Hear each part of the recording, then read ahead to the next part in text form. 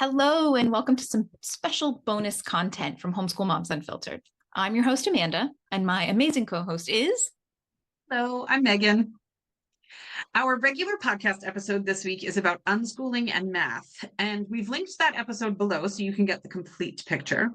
But this feels like one of those topics that people talk about all the time, but it can be really hard to wrap your mind around it completely. Yeah, no, totally. So as a result, Megan voluntold her daughter, who is 15 at the time of this recording, to talk through some of the ways she has learned math and uses math organically as both an unschooler and an artist. So without further ado, we are going to turn it over to Astrid. Hi, my name is Astrid, and I am a weaver textile artist. And my mom asked me to make a little video about my process of math and how that's unschooling related. How I take a project and all the math involved in it and all the good stuff. I'm going to share my screen, and I have two monitors, so I will be looking strictly in that direction. So just don't mind that, but here we go. So I wanted to make an outfit. It's for a weaving event, a fashion show at a weaving event, that's going to be all handwoven. These shorts with this vest and this pair of shoes, which is absurdly large because I was zooming in. There we go. And this pair of shoes.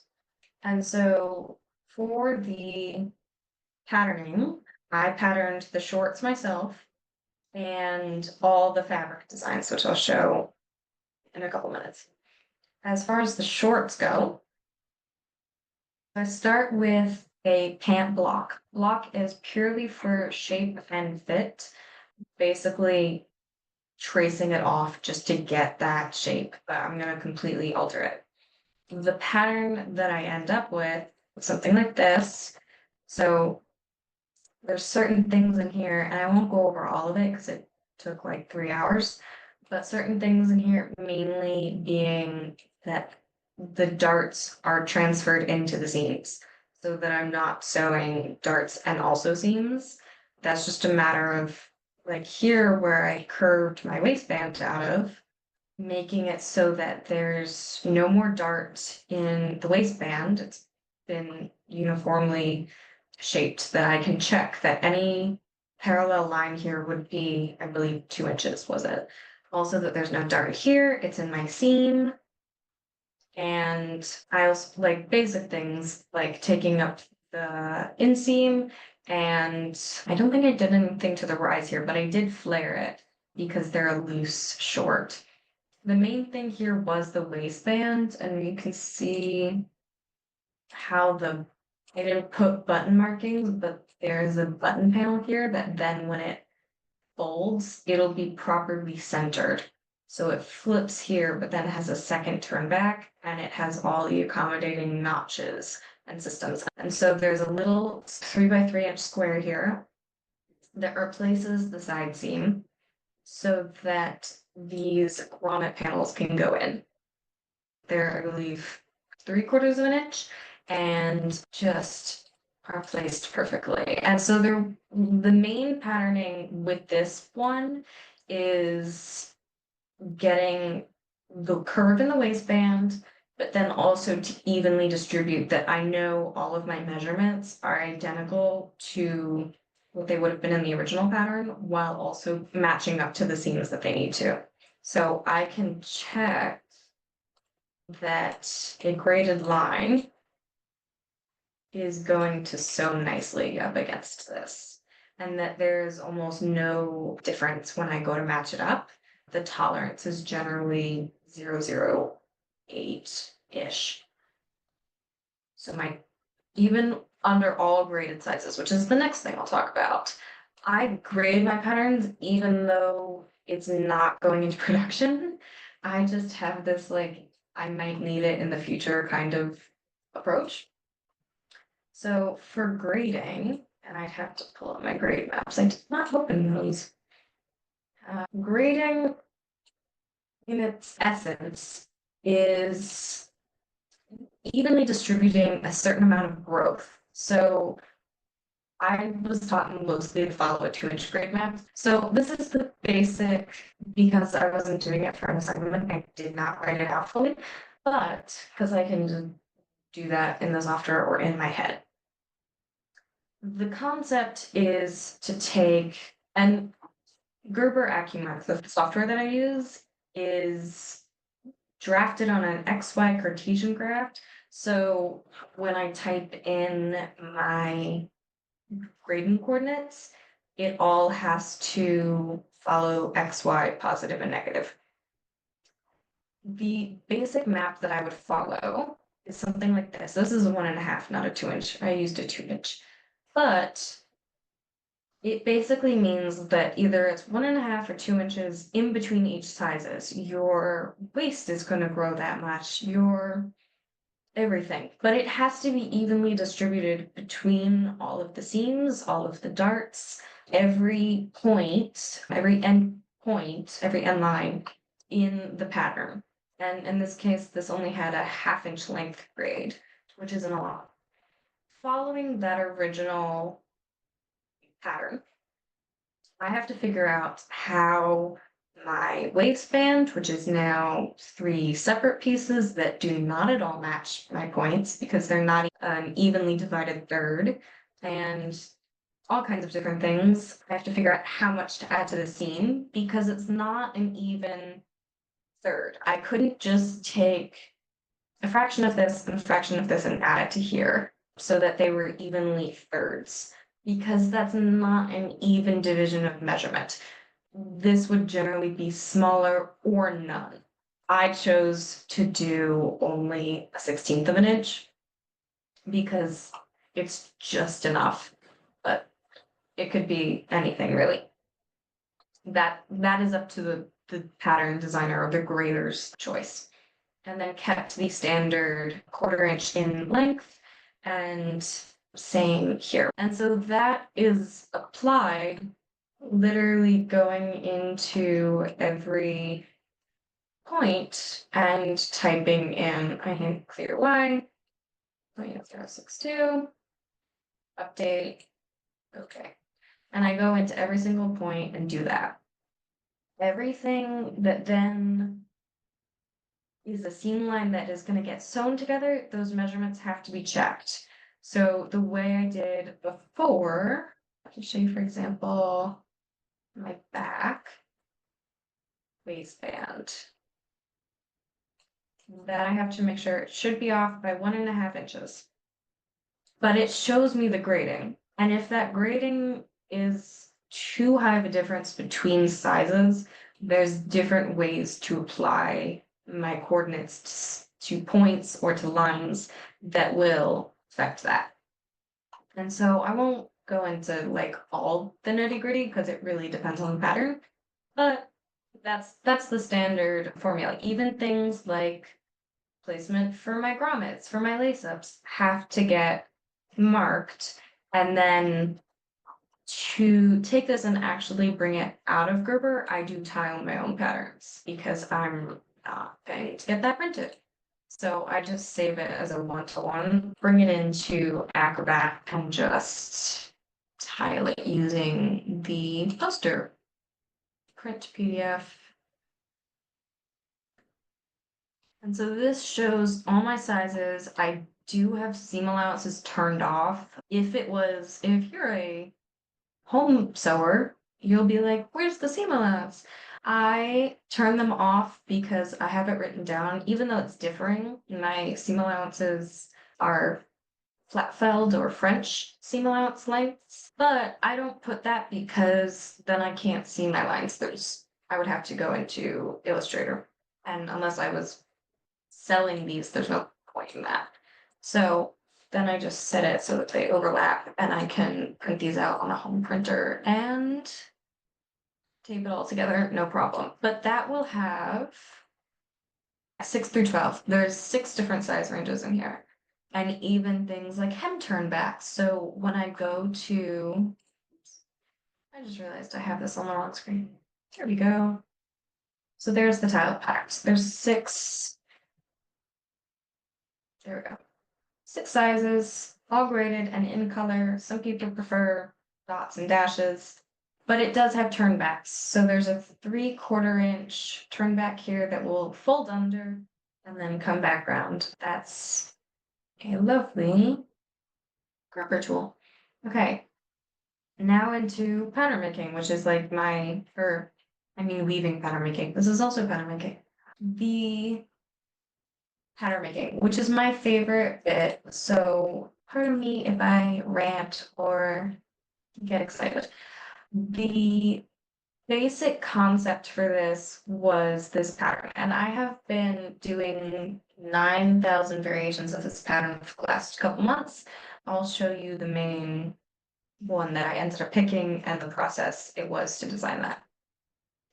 So using this pattern, which is from 1895 Germany, so I only wanted the shape. This is a satin block draft that I could have woven as is, but requires a pretty hefty loom, which I have, but is in storage at the moment. So I chose to scale it down so that I could still have the same shape, but an entirely different interlacement. I was in it for the motif.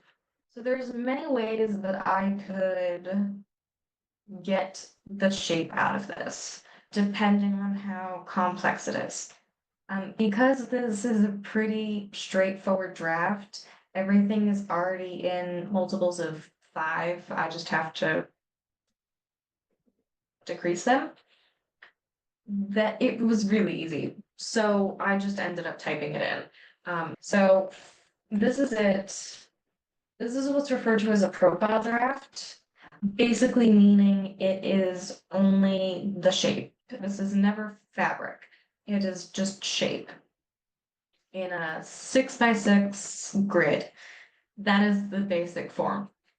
And so for those who have never seen a weaving draft, which I'm guessing is most people, this is the threading. Each number represents a thread, and each shaft, in this case 6 shafts, is the different moving pieces of the loom, the different parts that go up and down and lift the threads.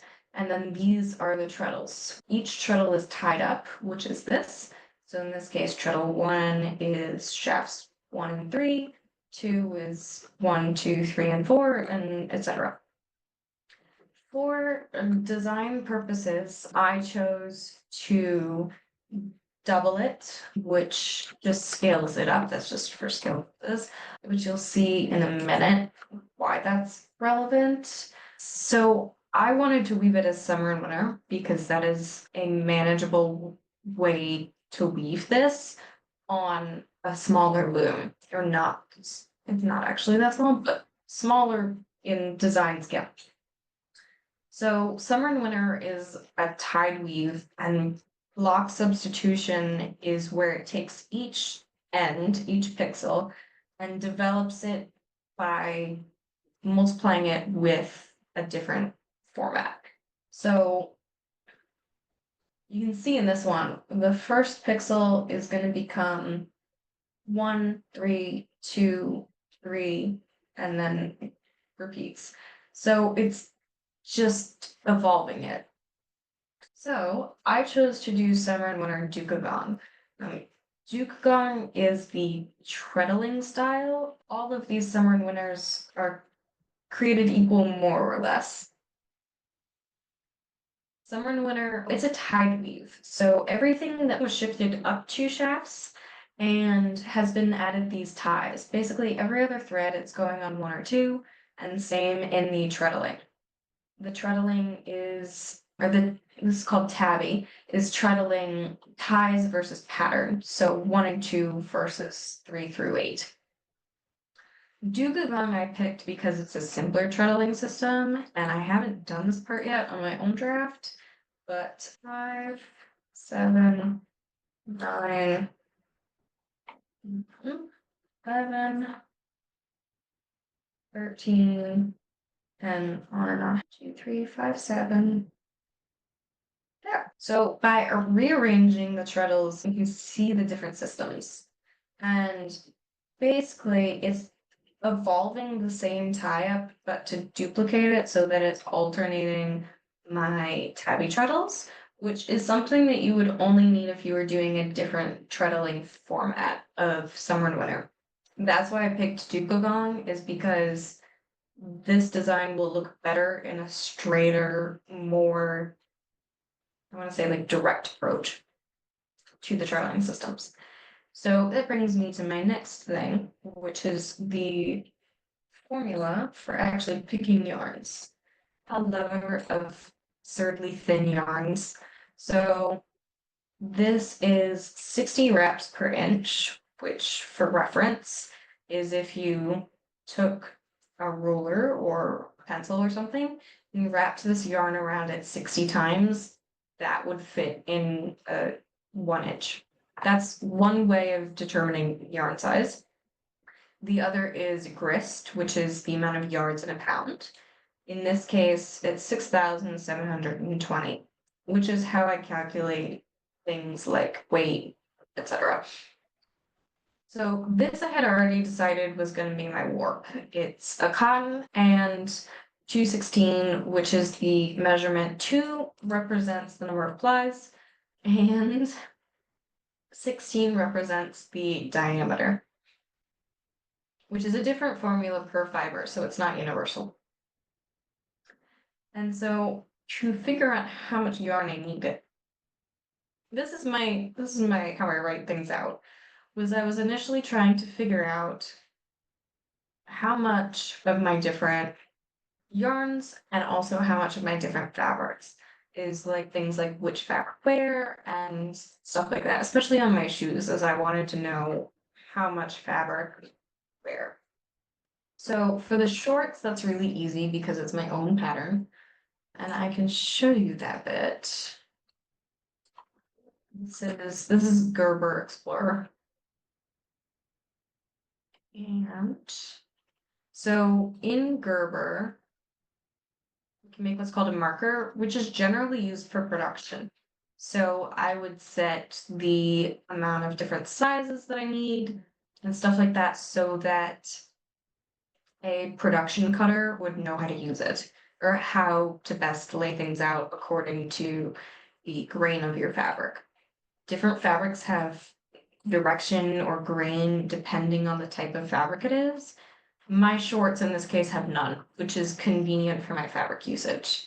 The loom that I'm going to weave it on is narrow and is 15 inches. So I'll put 15.5. I only want one of my sizes. I'm pretty sure I'm going to use a 10, but I have to double check my measurements. So I'm going to just put in a 12.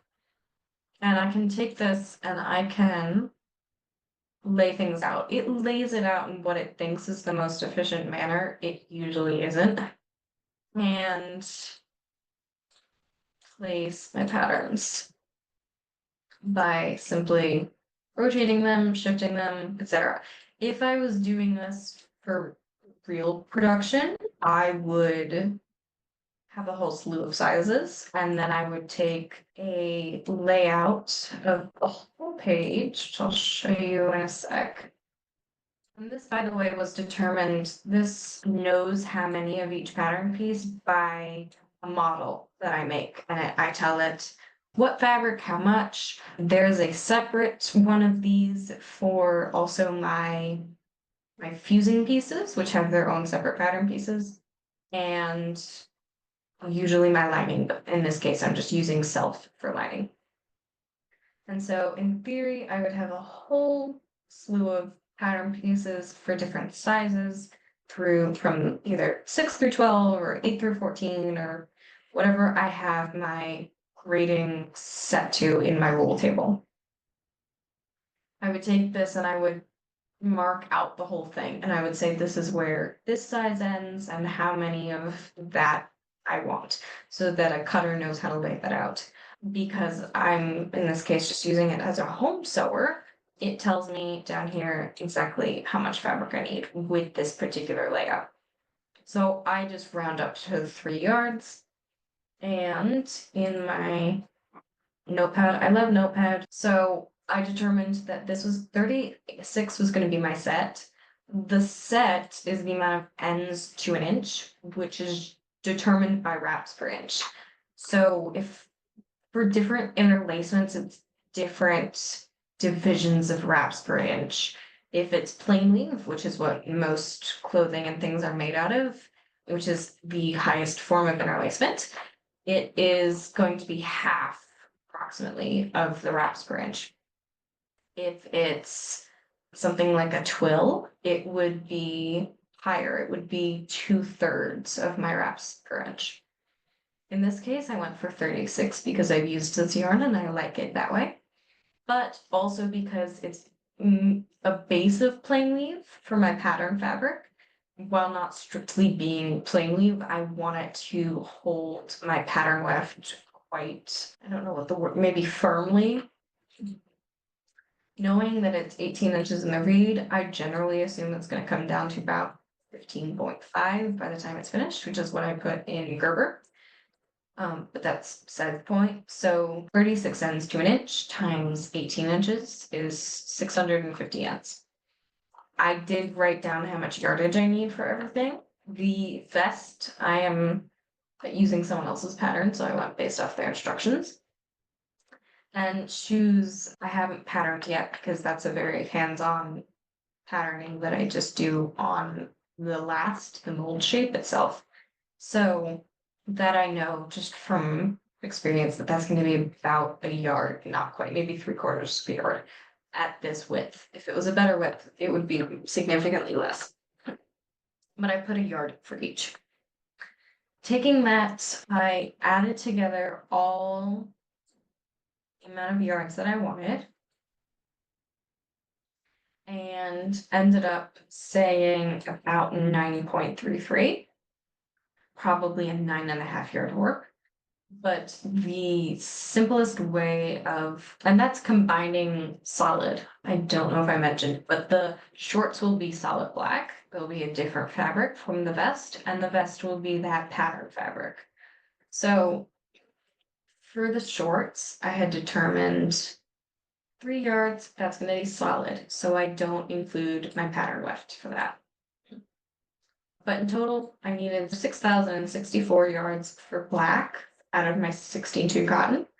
And then I went in here and figured out that at a balanced set of 36 picks per inch, so that means that my fabric is square. It's 36 ends per inch in the warp and 36 picks per inch in the weft, which means my fabric's going to be square off in my negative space, and my yarn, we're creating a perfect grid at 36 threads to an inch.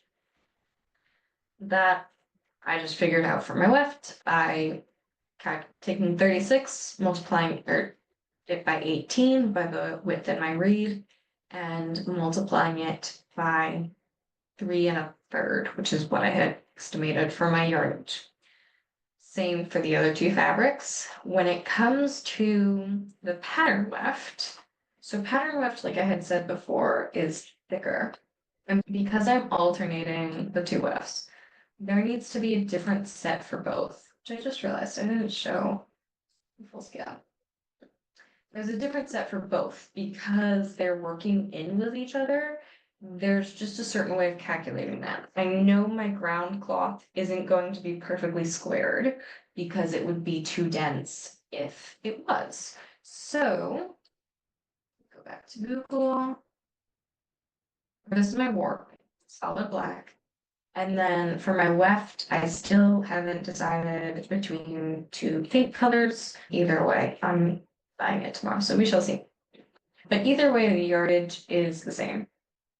So at 36 wraps per inch, I prefer this yarn at a slightly denser set. So I put it at 20, which is only 2 picks above 18. So you could say it's about half of the wraps per inch, which is the formula for plain weave.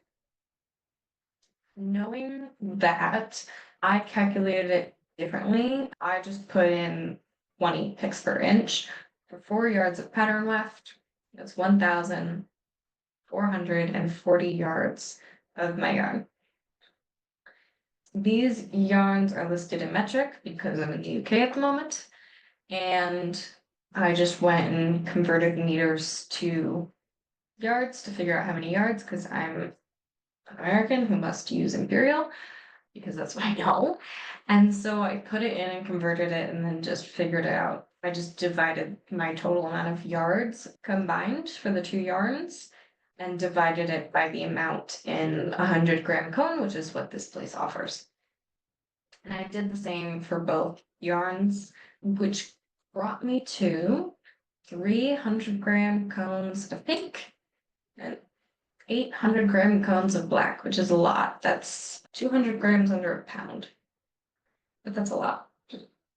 But no, not even. 453 is a pound. Anyhow. That is the basic. There's more, but that's the straightforward way of doing it. But anywho, yes, that is my specs so that I can go in person and just buy exactly the yarn I need.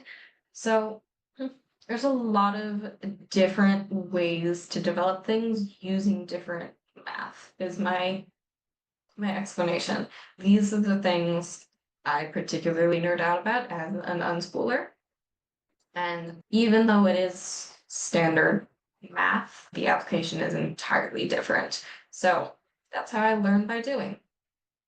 So a huge thank you to Astrid for sharing some of her process with us. She is an incredible artist, and we'll go ahead and link her Instagram in the notes below if you'd like to see more of her creative spark and the work that she's doing.